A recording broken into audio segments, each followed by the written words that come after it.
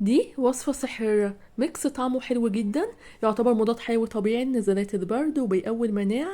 هيساعدك جدا انت واولادك، خصوصا واحنا داخلين على فصل الشتاء. تعالى اقولك هنعمله ازاي. في برطمان حبش وقش برتقان، معروف عنه انه غني بفيتامين سي والفلافونايدز ومادة الهيسبردين اللي بتعتبر مضاد اكسدة ومضاد التهاب. وهنضيف ليه قشر الليمون لان دي خصائص مضادات الاكسدة، ده غير انه هيدي نكهة حلوة جدا للميكس بتاعنا. اما بقى الجنزبيل فمعروف عنه انه مليان مضادات اكسدة، ده غير انه بيحسن من جودة الهضم عندنا. وفص ثوم هيعزز المناعة ويزود قدرة الجسم على محاربة نزلات البرد والإنفلونزا. هنفرمه بالسكينة ونسيبه في الهواء 5 دقايق يشغل المضاد الحيوي الطبيعي بتاعه، وبعد كده هنضيفه في البرطمان مع معلقة من حبة البركة ومعلقة من الكركم. ما ننساش رشة فلفل اسود عشان نشغل الكركمين في الكركم، وعود قرفة هيقلل الالتهابات. هنغطي كل ده بعسل نحل طبيعي خام. معلقة واحدة من الميكس ده يوميا كافية انها تحمينا من امراض كتيرة، لانها بترفع المناعة وكمان مضاد التهابات، ده غير فوائده على صحة البشرة وتحسين جودة الهضم. كمان يعتبر مسكن طبيعي. هنغطي البرطمان وندخله التلاجة وبنطلعه كل يوم، ناخد منه معلقة واحدة على الريق الصبح. من ساعة ما عرفت الكنز ده وانا لازم اخد منه معلقة يوميا،